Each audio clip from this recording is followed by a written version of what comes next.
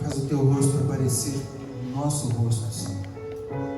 Para que quando as pessoas olharem para nós, consiga de alguma forma, pela tua graça e misericórdia, ver o Senhor.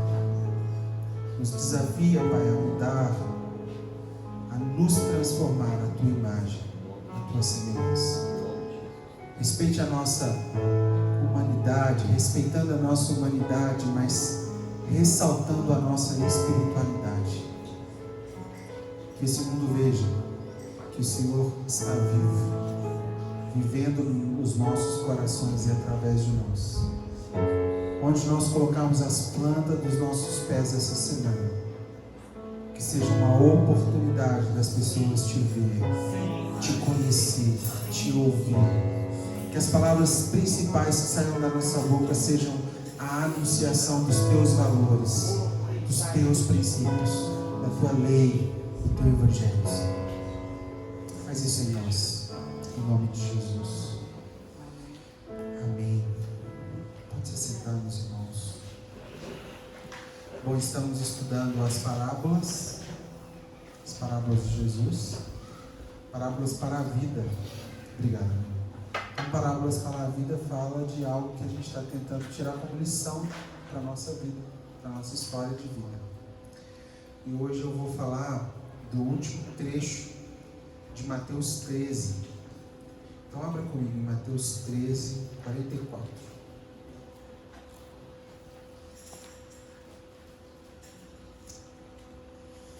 Paizinho, eu oro mais uma vez, dobrado ao desafio de repartir com os meus irmãos a tua santa Escritura. Reconheço a nossa falhabilidade humana. Clamamos, Pai, pela revelação do teu Espírito Santo. Que ela, sim, faça com que essa palavra seja uma espada mais afiada que 2 gumes. Que qualquer coração insensível de pedra que esteja no nosso meio não seja suficientemente forte para resistir à tua palavra, Senhor, em nome de Jesus. Mateus 13, 44 é a parábola do tesouro escondido e a parábola da pérola. Eu vou ler as duas, depois eu vou ler o complemento até o versículo 50. O reino dos céus é como um tesouro escondido que um homem descobriu num campo. Em seu entusiasmo, ele o escondeu novamente, vendeu tudo que tinha e com o dinheiro da venda comprou aquele campo. O reino dos céus também é como um negociante que procurava pérolas de melhor qualidade. Quando descobriu uma pérola de grande valor, ele vendeu tudo que tinha e com o dinheiro da venda comprou a tal pérola. O reino dos céus é ainda como uma rede de pesca que foi lançada ao mar e pegou peixes de todo tipo. Quando a rede estava cheia, os pescadores arrastaram até a praia, sentaram-se e juntaram os peixes bons em cestos, jogando fora os ruins. Assim será no fim dos tempos. Os anjos virão, separarão os perversos dos justos e os lançarão na fornalha ardente, onde haverá choro e ranger de dentes. Irmãos, a princípio essas 3 parábolas estão soltas, mas elas formam um mesmo contexto. Se você pegar nas escrituras mais antigas, estudos antigos, você vai ver que não há divisão entre os textos. Lá no cânon, quando foi escrito, não havia divisão. E as primeiras Bíblias também organizadas, não havia divisão entre o 44, o 45 e até o 50. E é interessante que ele fala sobre 3 perspectivas. Primeiro, que alguém encontra algo de valor. Depois, alguém que encontra algo de muito valor. E depois, alguns que são colhidos, no mar, os peixes, e há um momento onde separará os peixes bons dos ruins. Essa vai ser a nossa ênfase hoje, Parábolas para a Vida, eu coloquei o título de uma vida sacrificial. O que seria um sacrifício? Até que ponto nós temos coragem de encarar o que essa palavra significa para nós? Bom, nós temos examinado Mateus 13 nas últimas semanas e podemos perceber que as parábolas elas surgem em um momento muito decisivo no ministério de Jesus.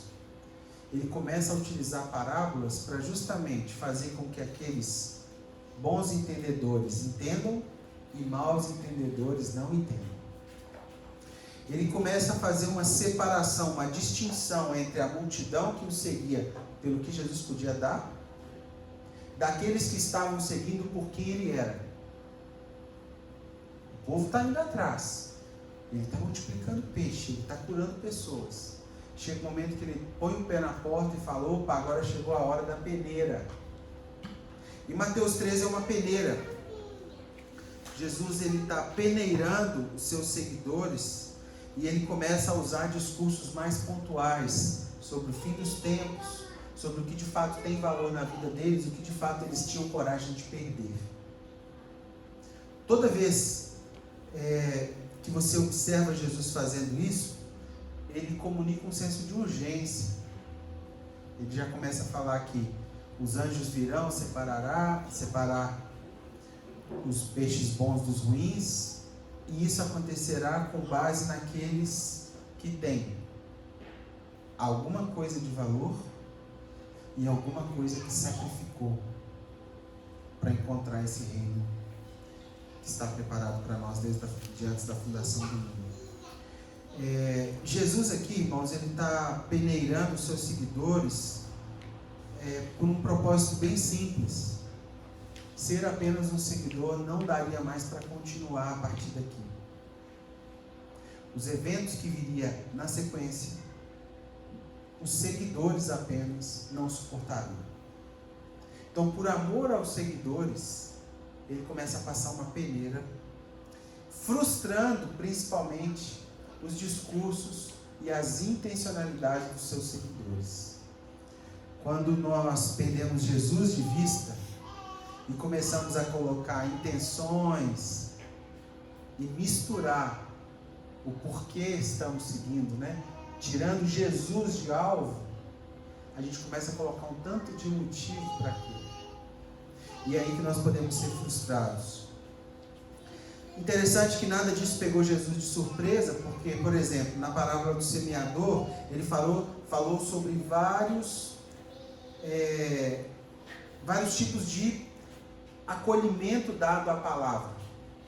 Depois, na parábola da erva daninha, do trigo, do grão de mostarda e do fermento, ele disse que se dentro de você existisse algo, mesmo que pequeno, mas que tivesse de fato valor, aquilo poderia ser valorizado, aquilo poderia ser ressaltado.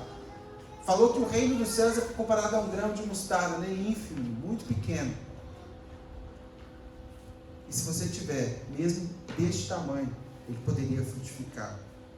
Ele está falando sobre um reino que está avançando, ele está falando de um reino de poucos ou de minorias. Jesus, nesse momento, de fato, põe o pé na porta para a multidão e começa a separar alguns poucos. Ele fala sobre o reino de Deus, ainda que para poucos, como o Felipe nos falou, ainda que pela minoria que não negocia mediante os obstáculos da vida, que persevera mediante os conflitos e confrontos. Porque, só um parêntese, ler esse negócio aqui mexe e nos confronta todo dia. Tem uma expressão do Bremer Manning que eu gosto muito. Ele fala assim: não tem um dia que eu faço meu devocional que eu não me sinto um impostor. Sim ou não? Sim. Um olhar sincero para o que está escrito aqui nos entristece mediante a nossa realidade ainda não alcançada. Mas ele fala que essa tristeza, Coríntios vai falar que a tristeza segundo Deus opera arrependimento para a salvação, é uma semente que pode sim nos apontar para essa realidade. Mas Jesus está nessa terceira fase de Mateus 13 de modo mais contundente. Ele quer separar os discípulos dos aspirantes, dos apenas seguidores, dos apenas de quando convém, daqueles que de forma meio simples, o dia que o pau está quebrando, Jesus. O dia dos meus prazeres, quem é Jesus? O dia dos melhores sonhos, quem é Jesus? O dia dos meus sonhos frustrados, cadê Jesus? Jesus, ele quer, de alguma forma, fazer com que as pessoas enxergassem que havia algo de mais valor dentro delas. Havia algo pelo qual correr e trabalhar e funcionar e viver, que era muito maior do que o que elas estavam vivendo. E Jesus está principalmente confrontando a nossa humanidade na sua variedade. Porque ser humano, tem gente que fala assim, errar é humano. E a gente tem falado isso há anos, errar não é humano, é desumano. Quando Deus fez o ser humano, Ele fez o ser humano sem pecado. O homem se desumanizou ao pecado. Então errar é desumanizar aquilo que Deus criou humano. E Jesus aqui está ressaltando a humanidade desses homens, para que no pouquinho de fé que sobrasse, ele enchesse de poder. Ele não queria a perfeição de Pedro, ele queria o Pedro, não pedra, Pedro quebrantado, consciente, profundamente consciente que o que ele prometia ele não era suficiente para cumprir. Lembra disso? Quando eles prendem, antes de prender, Jesus vai falar, ele vai falar assim, não, eu nunca vou deixar eles encostar a mão em você. Jesus olha para ele e fala, cara, suas palavras não têm profundidade. É um discurso eloquente. Inclusive, diz que quando Pedro falou isso, os outros discípulos, é isso mesmo, a gente não vai deixar. Às vezes é um discurso que a gente tem que até contamina os de fora, mas a gente sabe que aquilo não tem estrutura interna para responder quando o pau está quebrando. Desculpa, quando as provações vêm. O reino de Deus, irmãos, é algo para a vida toda e mais um pouco. A grande questão é que a maioria das pessoas não chegam nem perto de abandonar alguma coisa para entrar no reino de Deus. A grande verdade é que a maioria de nós não experimenta sacrifício. Sim ou não? Sacrifício de ficar sem comer um dia para a glória de Deus. É difícil já. Sacrifício de negar a si mesmo mediante a uma proposta, a um desejo. Quando você se olha no espelho e vê aquela inclinação pecaminosa e por sacrifício e amor a Deus, você olha para ele, não quero. Não é que eu não quero, eu quero. Mas eu não deveria querer, e por não dever, em sacrifício eu digo não. A grande questão é que a maioria das pessoas não chegam nem perto de abandonar tudo para entrar no reino de Deus. E a pergunta é, por que será que cada vez mais temos poucos exemplos de pessoas que abandonam tudo? Ou melhor, não vamos pôr tudo nesse negócio, não vai ficar muito alta a regra. Que não abandonam nada. Vamos baixar um pouco mais a regra? Você com você mesmo. O que você teria coragem de abandonar hoje para a glória de Deus? Hoje. E é nesses momentos que a gente começa a encontrar os nossos deuses, os nossos ídolos, as nossas estabilidades, aonde o nosso alicerce está fundado, aonde o nosso parâmetro está, onde a nossa segurança está. É nessa hora que a gente começa a ver que Deus tem rivais. Deus nunca preocupou com o inimigo, tá, pessoal? Deus nunca teve inimigo.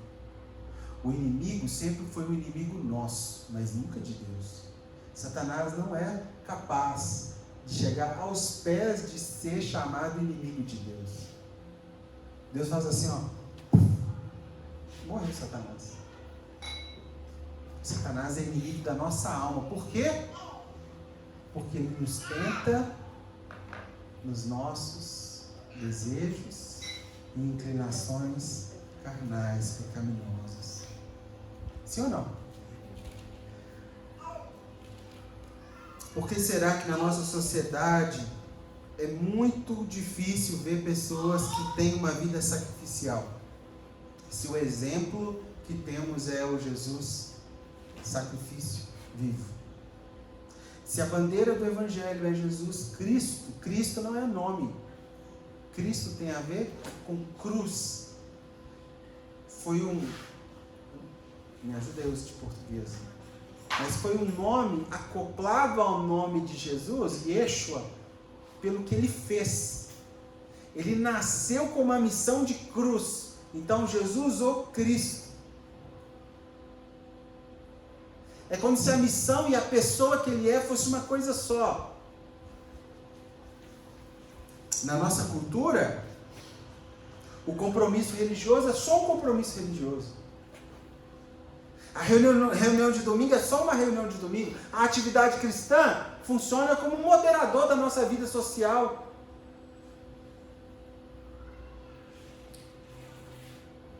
Muitas vezes, quando há conflito entre as nossas prioridades sociais e o conflito religioso e o compromisso religioso, ficamos com o quê? Na maioria das vezes, nosso compromisso social, querido. Quando é conveniente, culto. Quando você descobre uma pelotinha que tem que cortar, fazer uma cirurgia, culto. Quando fulano morreu, culto. Inclusive, perdi um conhecido essa semana, na Avenida Contagem, comendo um espetinho lá com os amigos e tal, discutiu, R$40 a diferença da conta. O cara, aparentemente o dono do lugar, pegou uma faca e furou 3 órgãos, fígado, baço e pulmão, ao mesmo tempo. 39 anos, morreu na hora. Pode de quê? R$40. R$40, irmãos. Pensa bem na dor dessa mãe hoje, domingo. R$40, um filho, R$40.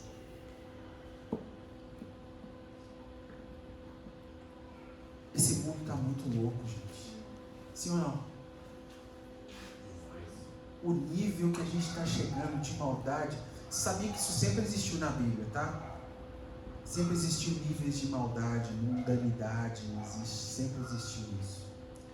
Só que chega um nível que Deus vai tolerando a iniquidade. E chega uma hora que Ele manifesta juízo. Durante a Bíblia toda, Ele foi tolerando. A minha impressão, agora impressão, tá, pessoal? Não é nada, isso é pessoal. Não é teologia, é pessoal. É que a nossa régua está chegando muito perto do nível tolerável de Deus. Não tem lógica. Não tem cabimento. Custa R$40 você tirar a vida de um ser humano. Outros pedem por menos, né? R$5, R$10, R$15. Em geral, a nossa sociedade não sabe o que significa uma vida sacrificial. Pelo contrário, ela funciona por um compromisso de bem social, de prosperidade social, de estética social. Fala sobre sacrifício, que é sacrifício. Quero usar como exemplo 2 homens. O primeiro deles está em Lucas 18. Abre lá comigo. Lucas 18. Tem alguém aí? Sim. Tá bom.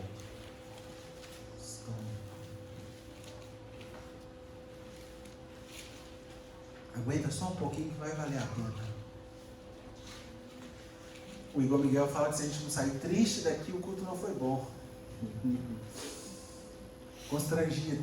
Sabe aquela tristeza segundo Deus? Quero melhorar, quero ser melhor, quero a presença mais do Espírito Santo sobre mim.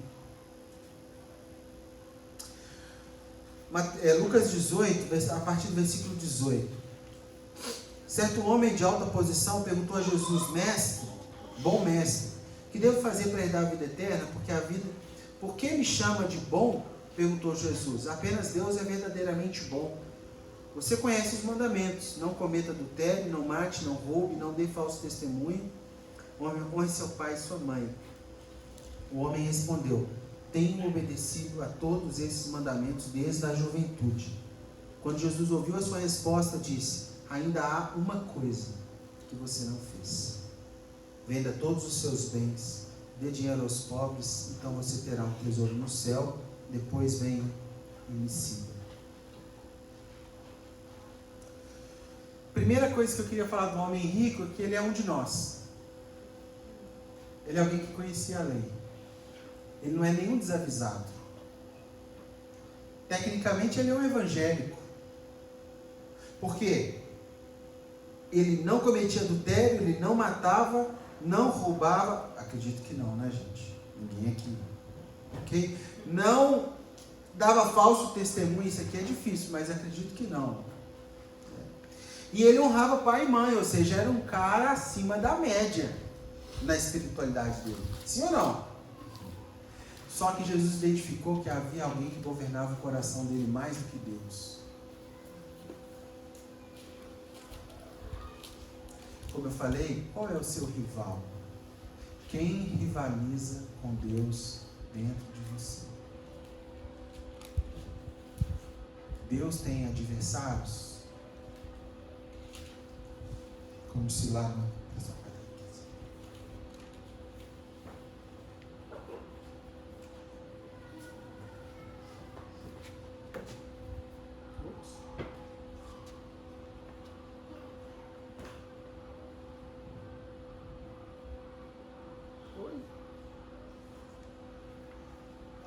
Deus.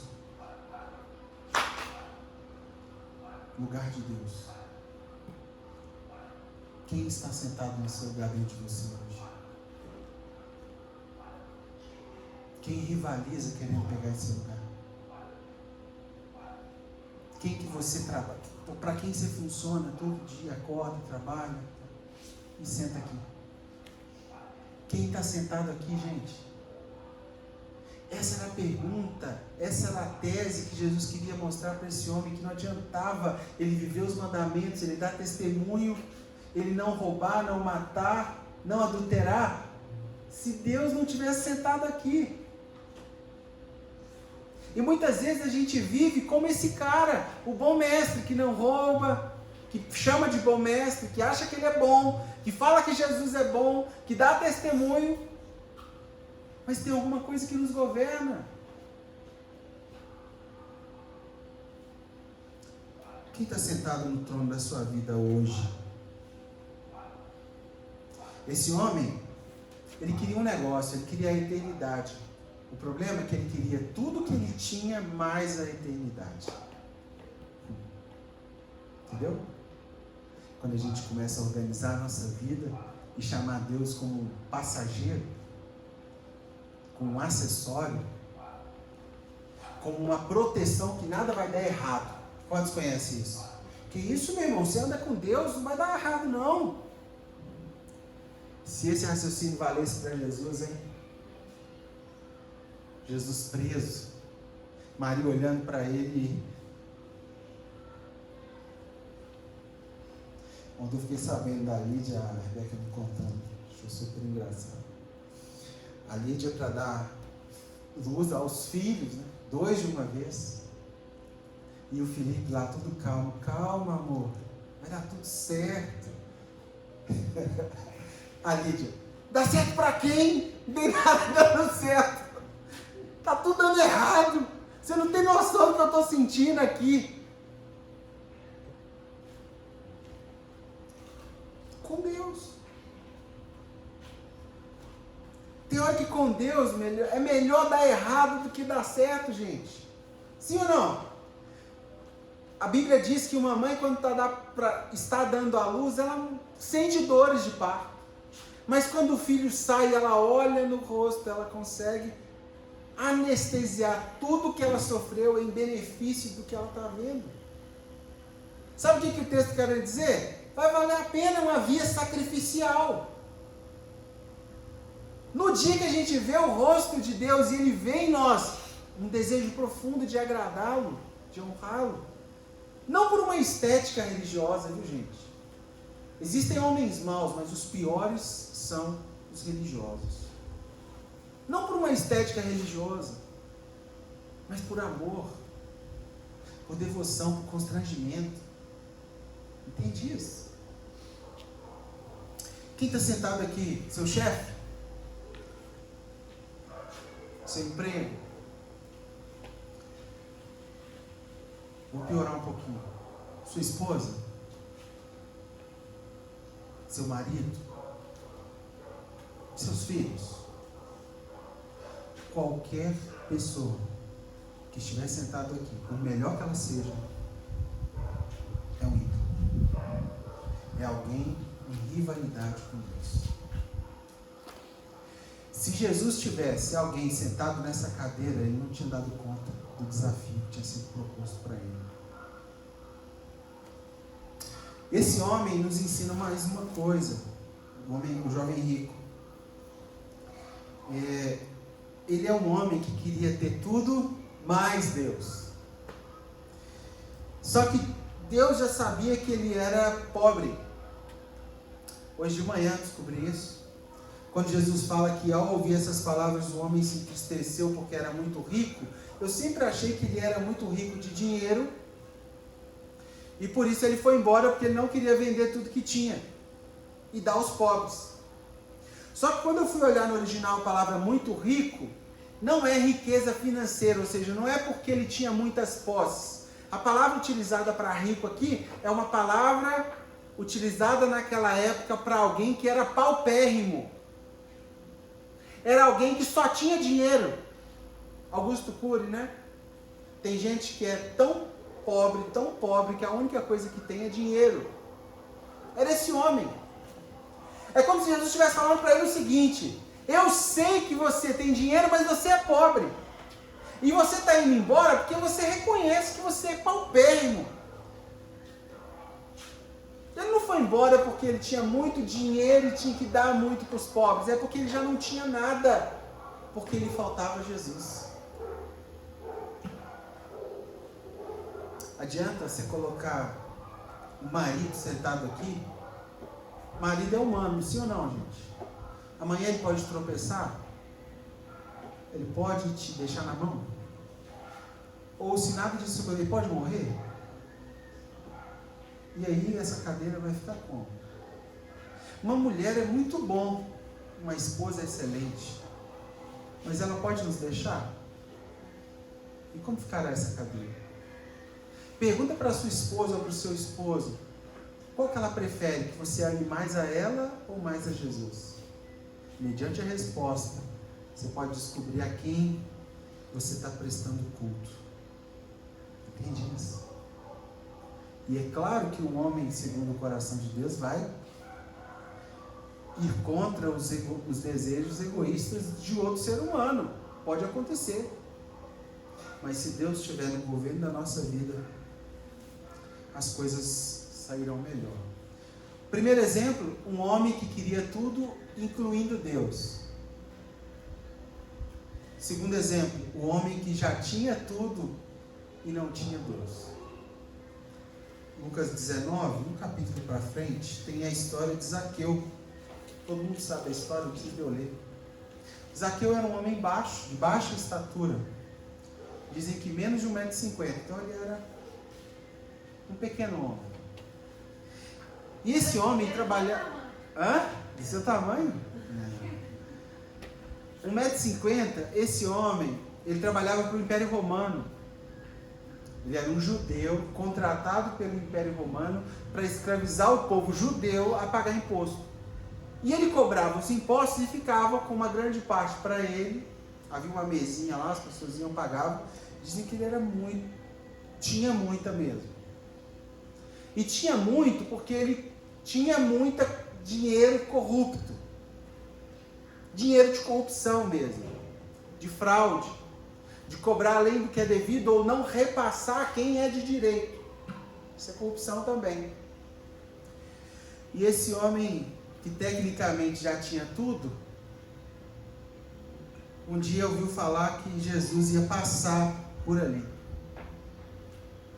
Quando você vai estudar a geografia bíblica, havia um caminho mais curto para Jesus chegar onde ele queria chegar. Mas ele dá uma volta para passar onde Zaqueu estava. E diz que Zaqueu sobe na minha versão aqui da figueira brava, mas no original é uma amoreira, uma árvore de amoras. Sabe aquelas amorinhas pretas? É amora mesmo, né, que chama? Ele subiu numa amoreira. Por que amoreira? O tronco dela é tipo goiabeira, né? Aqueles troncos de lado, que fazia assim para o caminho que Jesus ia passar. E ele subiu pequenininho na ponta e queria tocar Jesus. A amoreira. De amor, por amor. Mas ele queria tocar Jesus. Jesus, sem tocá-lo, Jesus olha para ele e fala: interessa-me hoje entrar na sua casa. E a palavra casa ali é alkis, que é coração. Mesma palavra utilizada em alguns momentos. Interessa a mim entrar no seu coração. E Jesus entrou na casa dele. Começou não a falar com Zaqueu, a falar as boas novas para outras pessoas, e só daquele homem ouvir o que Jesus estava falando, ele viu que tudo que ele tinha não era nada. E falou: olha, eu arrependo. Se algum dia eu roubei alguém, eu quero... Antes ele fala, darei metade das minhas riquezas aos pobres. E se algum dia eu lesei alguém, eu devolvo 4 vezes mais. A lei de Moisés falava que se você roubasse uma pessoa com R$1, você tinha que dar R$2. Ele fala que se roubou R$1, ele daria R$4. Ele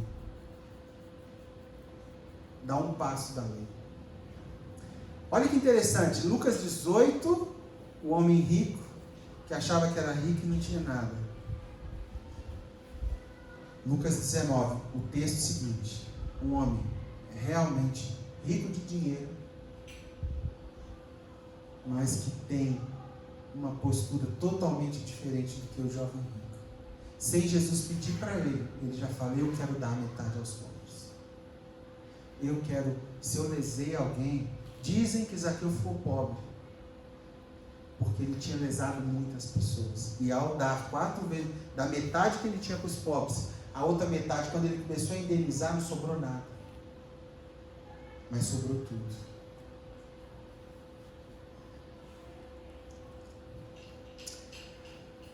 Não existe, irmãos, da parte de Jesus, o modelo exigido dos cristãos no que diz respeito à quantidade de dinheiro que a gente pode ter. Não existe. Mas o que existe é a devoção a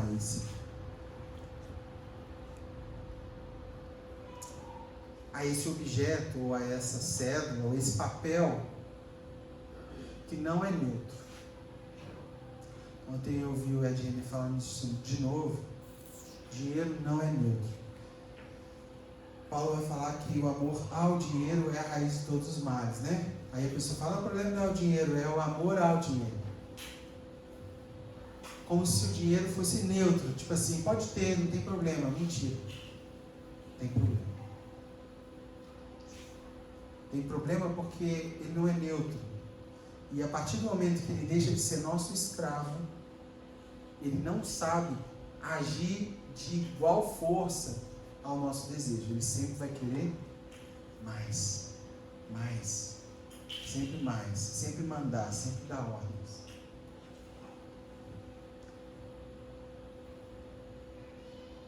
Quando é conveniente para nós,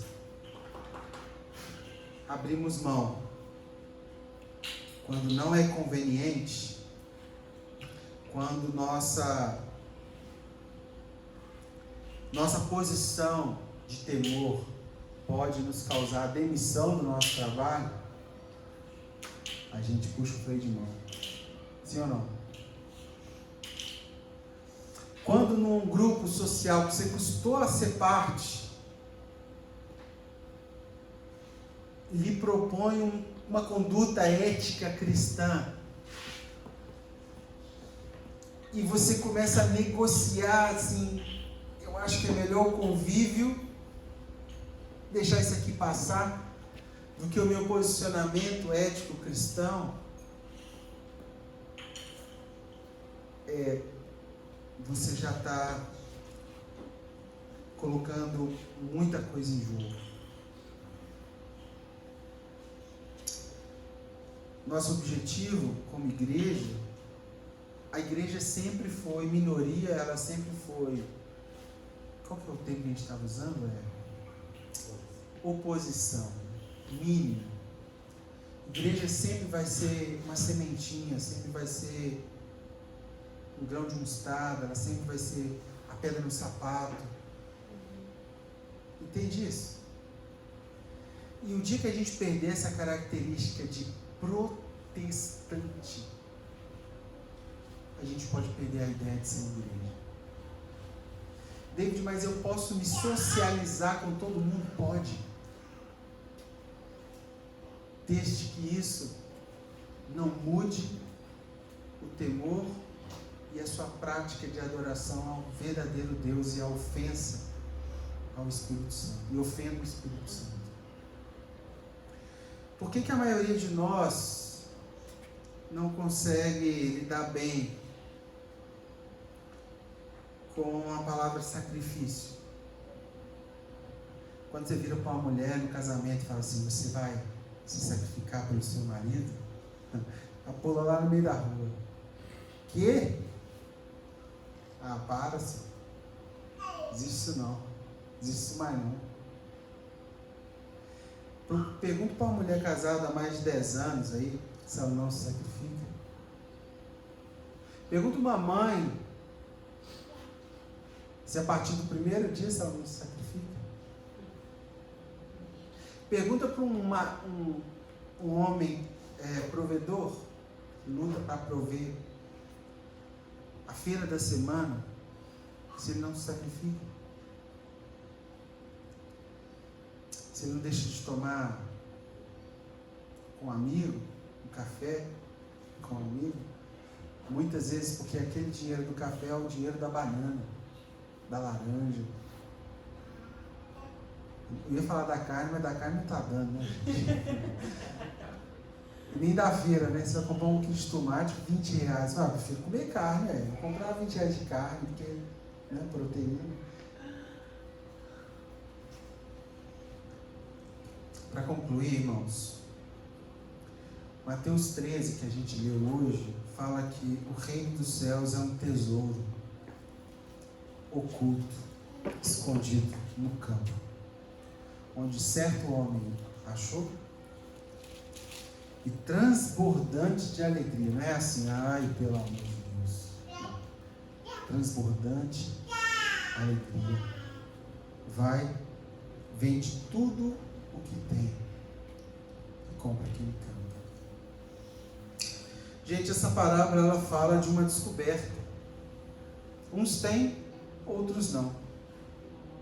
Uns descobrem e outros não. Fala de agora sermos filhos de Deus, crentes, ministros, discípulos, irmãos, parte de uma igreja, servo. E a gente fica tão maravilhado com o que a gente descobre, que o Alisson chega lá para comprar o lote, lá em Lagoa Santa, construir uma casinha com a piscina, Mateus Leme. Vai construir uma casa com uma piscina para nós ir lá no domingo, fazer um culto lá e depois. Amém? Xanamanaias. E ele descobre que naquele terreno tem um negócio de tanto valor. Ele vai lá olhar, né? O cara liga, tem um lote aqui do jeito que você quer. De frente, 12 metros de frente. É isso mesmo? 10 de profundidade. Negócio 1.200 metros quadrados. Dá para fazer uma coisinha, andar? Aí, ó, tá vendo? É profeta, você acha que eu sou? 12 de frente, 10 de profundidade. Dá para fazer uma casinha boa. Aí descobre que no terreno, o cara não sabia, mas ele leva um, como é que chama o cara que estuda o solo? Geógrafo? Para fazer a topografia lá e vai fazer uns furos lá. Topógrafo. Gabriel. Fala aí, Gabriel.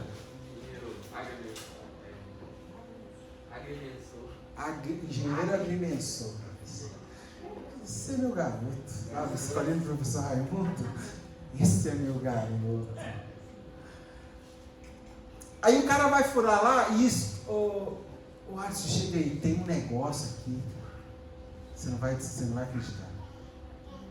Nunca vi isso em lugar não, mas aqui debaixo tem uma rocha da onde se extrai ouro puro. E eu nunca vi isso em lugar nenhum. Não é possível que Deus está me abençoando isso tudo.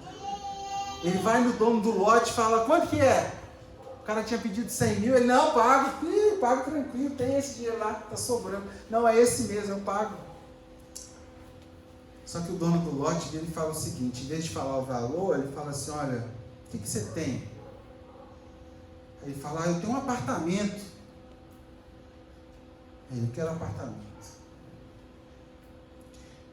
E aí ele fala, mas o que mais você tem? E esse carro que você vê aí? Não, esse carro é meu, quero esse carro. Quanto você tem na poupança? Você tem poupança? Não, eu tenho. Eu não tenho não, mas a Priscila tem uma. Amém, irmão? Receba. Quero a poupança da sua esposa, tudo que ela tem de reserva financeira, aplicação, tudo. Quero tudo. O que mais você faz da vida? Você trabalha na... Como é que chama lá, Fernando? Trabalha na Texid? Eu quero seu trabalho também. Aí você vai com ela, mas peraí.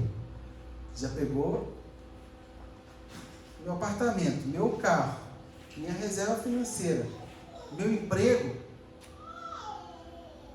E aí nesse dia ele tinha levado a Priscila e a filhota. E ele olha e fala, e essa? É minha esposa. Quero ela também. E aí ficou caro para você, aí não vai dar não, né? Aí você põe o pé na porta e fala assim, peraí, quanto que custa esse lote? E o dono do terreno fala assim, esse lote tem um preço, e esse preço é tudo. Para você ter o reino dos céus, você não pode ter mais nada que rivalize com o que de fato tem valor, que é o reino dos céus. É impossível.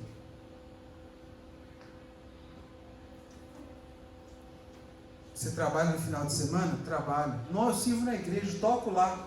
Quero isso também.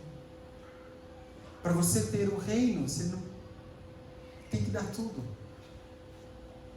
É como se tudo entrasse numa nova ordem, numa nova ordem de importância dentro de você, entendeu?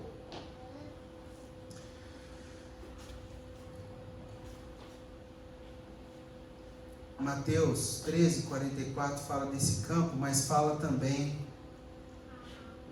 45 e 46 fala de uma pérola, uma parábola da pérola, que o reino dos céus é semelhante também a alguém que negocia uma pérola, e tendo achado uma pérola de grande valor, vende tudo que possui e compra. Alguém sabe como se extrai uma pérola? E o que tem que acontecer com a ostra? Sabia que se você abrir a ostra fora, para você ter a pérola, ela tem que ser aberta fora de época, por isso que ela é tão rara, e no ato de abrir ela morre. Só se é possível ter uma pérola se alguém morrer. Por isso ela tem muito valor. E ele fala o seguinte: o reino dos céus é como uma pérola escondida, uma pérola de muito valor. Uma pérola que está dentro de você, mas que para ela de fato sair para fora, alguém tem que morrer. Como que é formada a pérola? Alguém sabe? Me ajuda aí, gente. Vocês sabem. O meu menino sabe tudo, mas eu vou deixar a chance para vocês. Mas como é que funciona? Abre ela, fecha, bota na água de luz.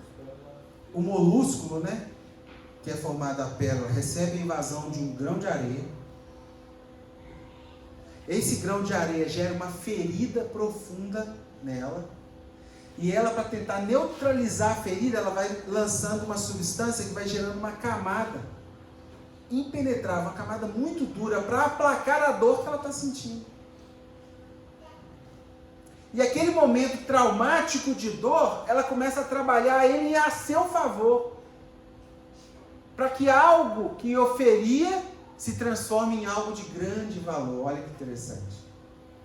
E ela começa a lançar esse líquido chamado, alguém sabe?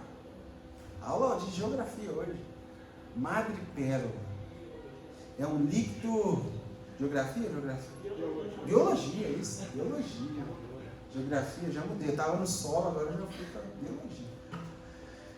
Madrepérola vai formando uma camada naquele grão que estava ferindo, e essa camada no grão invasor se torna uma joia preciosa.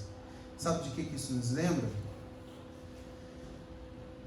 Daquele texto que diz que se uma semente, quando cai em terra, se ela não morrer, ela não pode dar fruto. Mas a semente que morre, que consegue passar desse processo de dor, ela consegue produzir. Se você pegar uma laranja, não sei se você já passou por essa crise, mas já pegou uma laranja assim?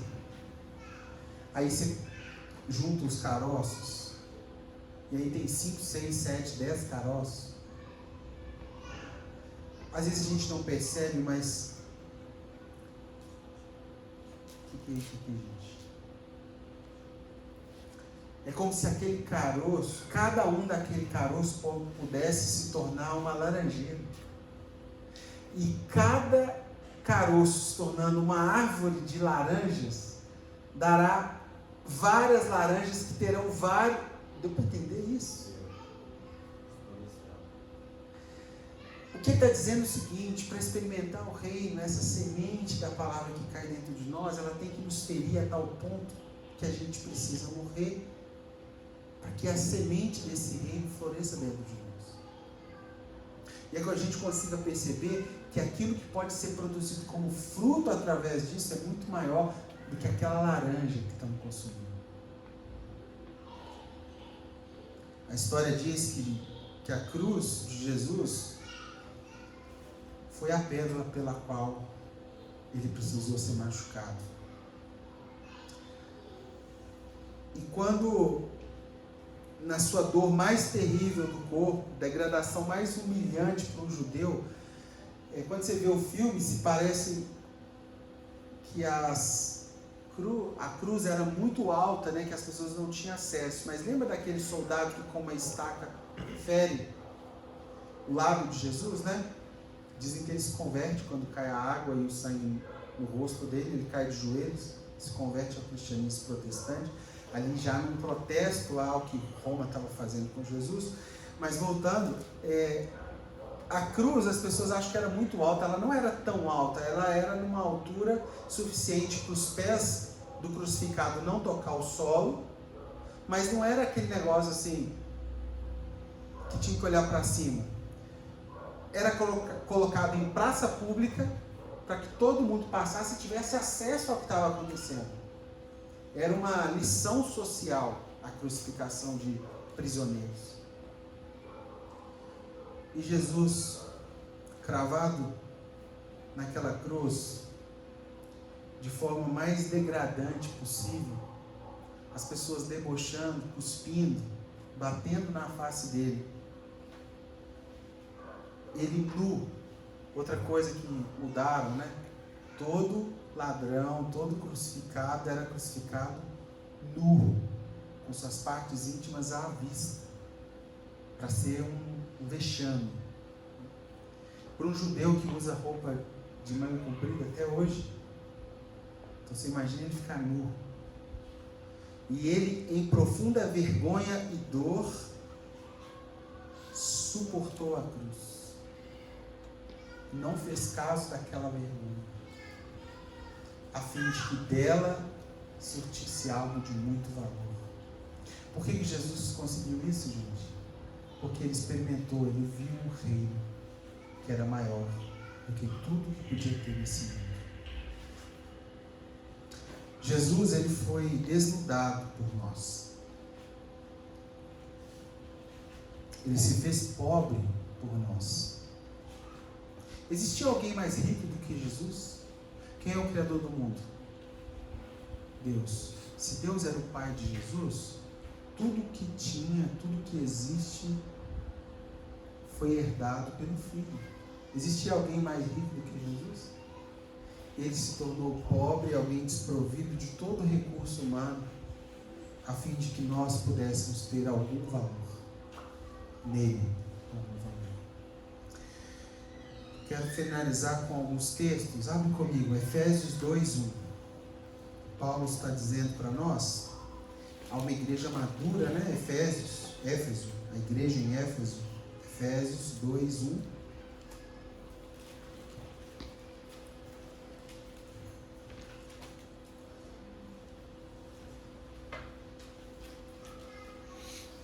Vocês estavam mortos por causa de sua desobediência e de seus muitos pecados, nos quais costumavam viver, como o resto do mundo, obedecendo ao comandante dos poderes do mundo invisível.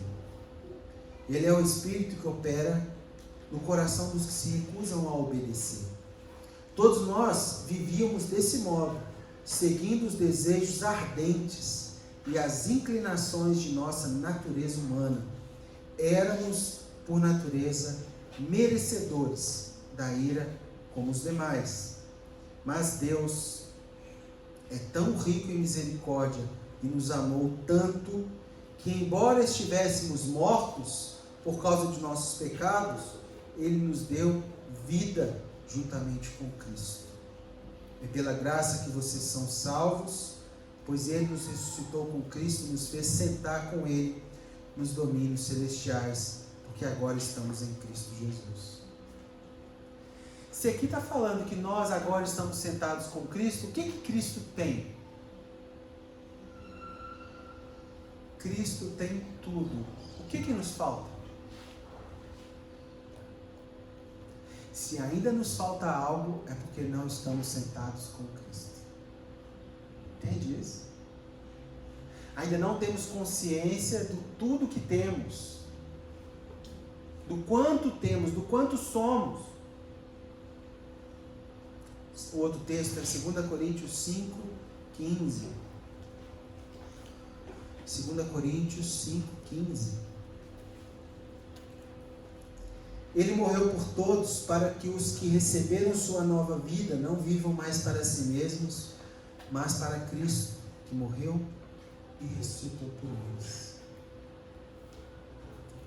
Ele morreu por nós, para que agora vivos não vivamos mais para nós mesmos. Pergunta: você vive mais para você ou para Cristo?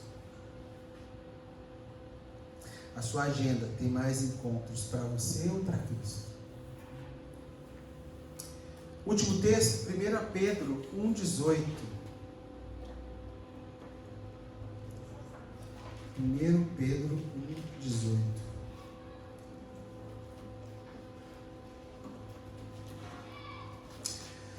Vocês, escravos, submetam-se a seu Senhor. Não, desculpa. 1,18. Estava lendo 2,18. 1,18. Pois vocês sabem que o resgate para salvá-los do estilo de vida vazio que herdaram dos seus antepassados não foi pago com simples ouro ou prata, que perdem seu valor, mas com o sangue precioso de Cristo, o Cordeiro de Deus, sem pecado nem mancha. Ele foi escolhido antes da criação do mundo, mas agora, nesses últimos tempos, foi revelado por causa de vocês. Por meio de Cristo, vocês vieram a crer em Deus. Depositam sua fé e esperança em Deus, porque Ele ressuscitou Cristo dos mortos e lhe deu grande vitória. Deus, Ele achou uma forma de nos libertar de um estilo de vida fútil, vazio. E para isso a gente precisa experimentar do reino de Deus. E aí sim, poderemos ser uma igreja de Cristo. Do Cristo. Nossa, mas é tão difícil falar de vida sacrificial. Comece sacrificando por dentro. Aquilo que domina seu coração, os desejos que dominam seu coração, os pensamentos que dominam sua mente. Depois, o que domina mais perto de você, se tem alguém que influencia e manifesta domínio mais do que Cristo, comece a podar essas pessoas, podar os relacionamentos. Eu posso me socializar com todo mundo, mas eu não posso me relacionar com todo mundo. Não é todo mundo, não é qualquer pessoa. Paulo fala o seguinte, que se você chama para a sua mesa um pecador destinado ao inferno, vocês fazem com ele. Mas se você em missão fala das boas novas em qualquer mesa, você está em obra de Deus. E eu não posso ir a todo lugar, a qualquer lugar, com qualquer pessoa. Eu não posso falar qualquer coisa, porque dentro de nós tem um Espírito Santo que está nos guiando para o caminho de eternidade. E isso faz com que uma igreja tenha marcas de Cristo.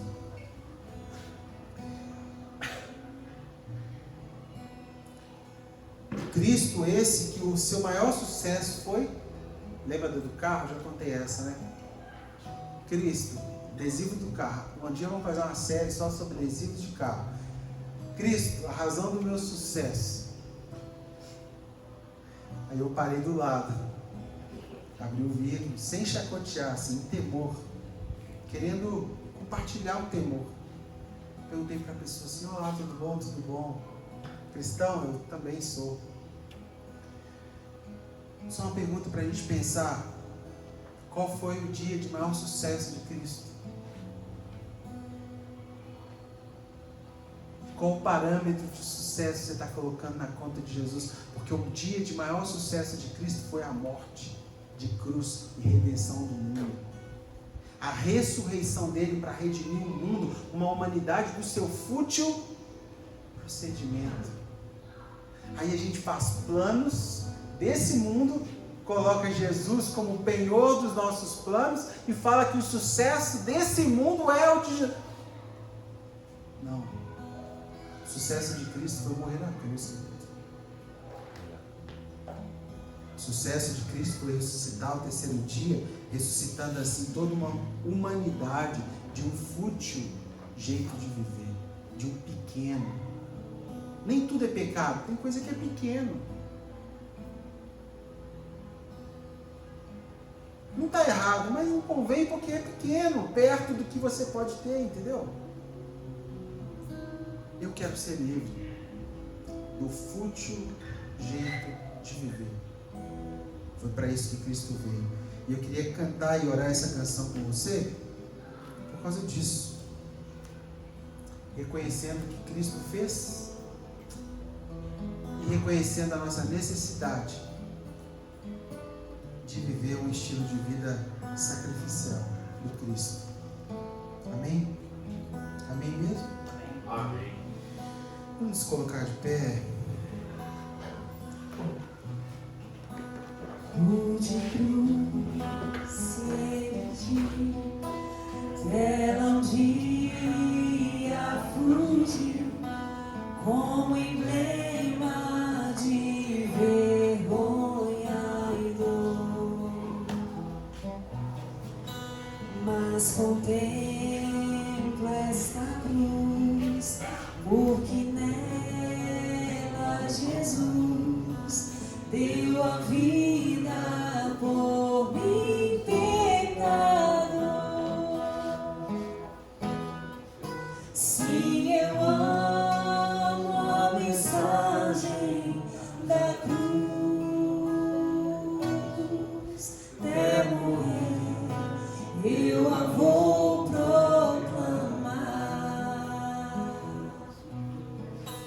Levarei eu também minha cruz,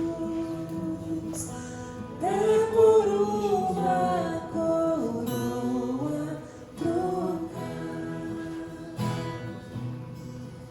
Desde a glória dos céus, o Cordeiro de Deus, ao Calvário humilhante baixou.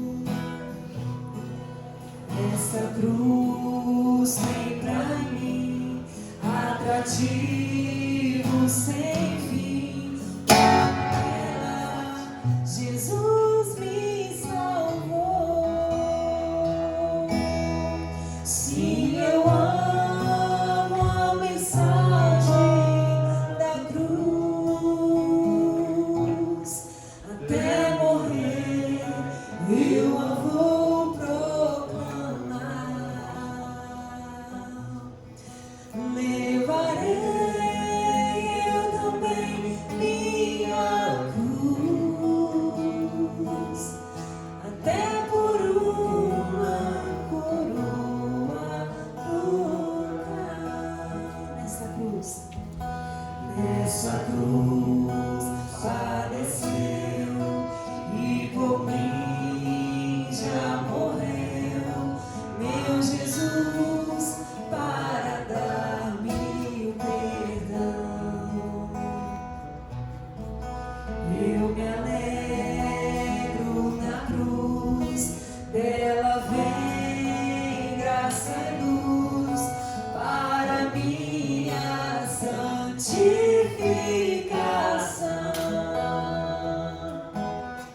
Se eu amo a mensagem da cruz, até morrer eu a vou proclamar.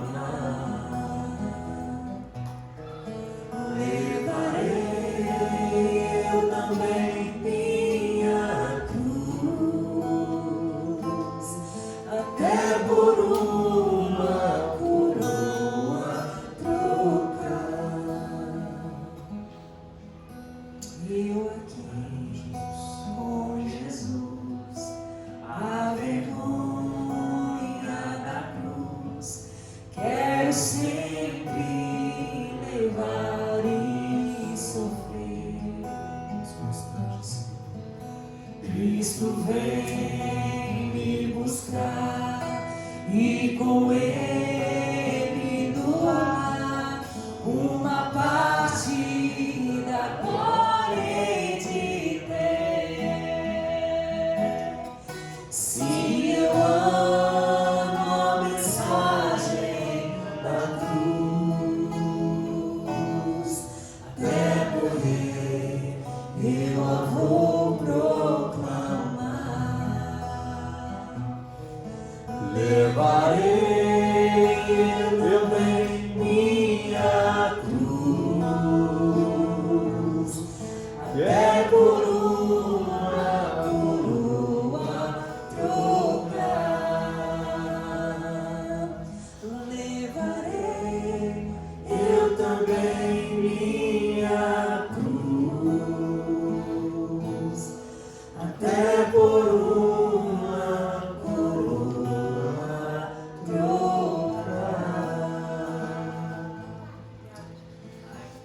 Paizinho, nos ajude a perceber nosso fútil jeito de viver. Tudo aquilo que não se encaixa nesse modelo do reino do Senhor sobre a nossa vida. Pela conduta do Teu Espírito Santo, nos leve a cada dia a reconhecer qual é a nossa cruz, qual é a nossa parcela de contribuição com essa mensagem da cruz. Nos ajude a reconhecer a cada dia essa via dolorosa, sacrificial que está sobre nós.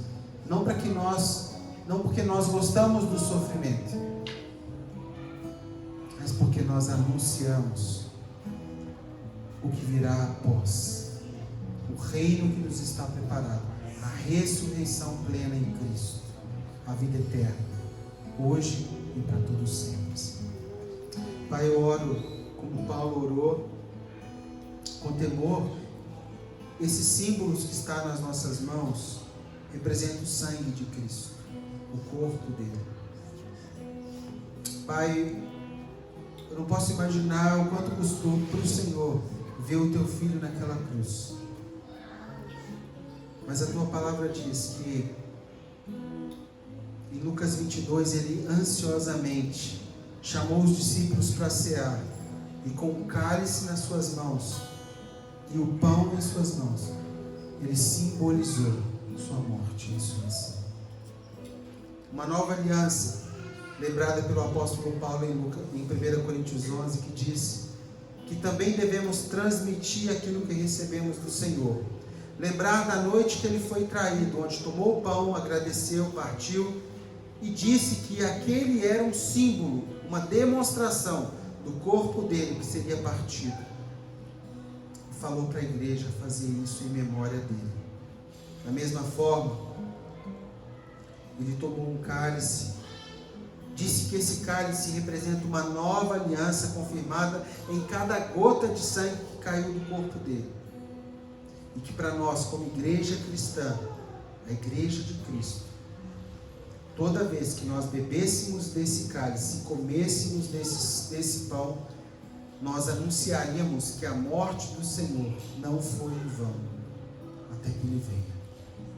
E Pai, nós anunciamos isso essa manhã como igreja, reconhecendo o valor do pão e o valor do Teu sangue, o valor do Teu corpo, representado por esse pão, e o valor do Teu sangue, representado por esse suco. Nos ajude, Senhor, a experimentar a cada dia essa nova vida em Cristo. Em nome de Jesus. Pode comer do pão, tomar do cálice.